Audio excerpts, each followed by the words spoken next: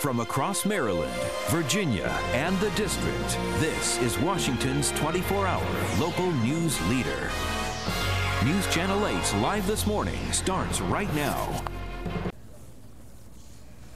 The congressional midterm elections are less than 6 months away, and members and their staffs are beginning to think about how their decisions here in Washington are playing back home. And this makes citizen voices more powerful than ever. Stephanie Vance, our advocacy guru, joins us today to talk more about this important topic. Stephanie, good morning. Good to have you here. Good. Thanks for having me. I appreciate coming on. So it's all about getting that message out and having it heard back home. Similarly, it's about hearing what the constituents have to say. Is Congress listening? Well, and that's a key point. I think people always think to themselves, oh, members of Congress don't listen to me. And I have 2 points to make to that. One is that if you're not speaking, they sure don't hear you. So I always encourage people to really speak up. But also that there's a big difference between listening and agreeing. So your members of Congress may be listening to you, but they may not always be agreeing with you. But there are some techniques you can use to make sure your messages are a little more persuasive. Let's hear about them. Well, basically, I think it's very important, first of all, to make sure that your message is relevant to the lawmaker, and not in terms of what you're saying to them, but in terms of the fact that you're a constituent. The lawmaker really wants to hear from people that they represent.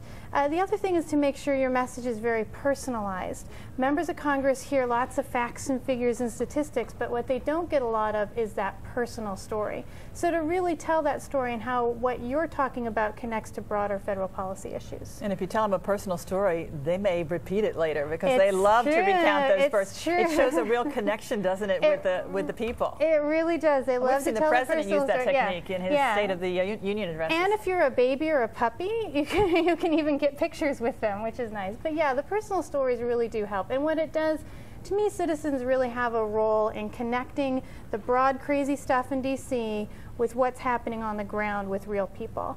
And those are the stories they can tell, and those are what listen to. So what's the best way to contact a member of Congress with your concerns or your views or just suggestion? I mean, is it best to call them on the phone or email them, or should you write a letter? How should you approach it? Well, to me, first of all, what you say is far more important than what tool you use to deliver the message. So making sure that message is personal, it's thoughtful, you have an ask, something you very specifically want the member of Congress to do, that it's not just a rant. But then if you choose to use email, that's a great idea.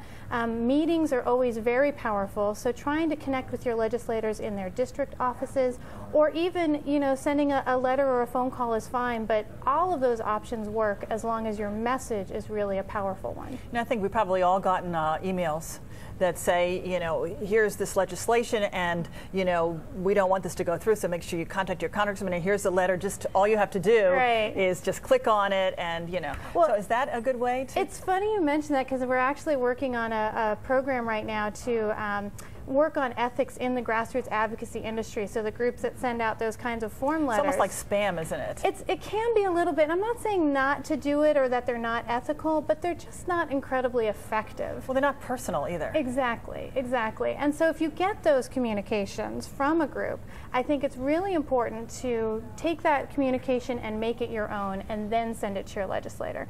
The messages that are the most powerful are the ones that you feel as a citizen very passionately about. And those will rise to the top of all the crazy stuff that comes into the office. Quickly, if you don't live around here and you live, out there, how do you contact your Congress people? Are there opportunities for you to interact with them one-on-one? Oh, yeah, absolutely. They're home every weekend. They're home on district work periods. And I definitely check out congress.org, where you can find out who your legislators are and email them directly. Stephanie Vance is our advocacy guru, and we thank you so much for joining us once again today. Thank you. Stephanie, good to see you.